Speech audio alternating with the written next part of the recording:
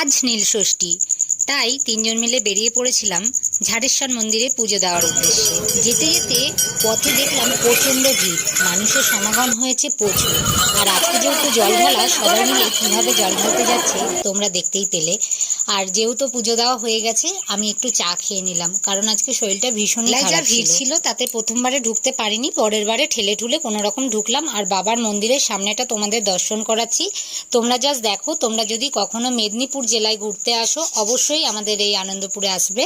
এখানে কিন্তু খুব জাগ্রত এই বাবার মন্দির। খুব জোর খিদে পেয়ে গেছিল, তাই চলে গেলাম একটা ছোট্ট দোকানে, সেখানে কিছু খাবার দাবার খেয়ে চলে গেলাম মেলাতে। আর আমি মেলায় গেলে যেটা করি সেটা হলো যত কাছের জিনিস আছে সবকিছু কিনে আনার চেষ্টা করি।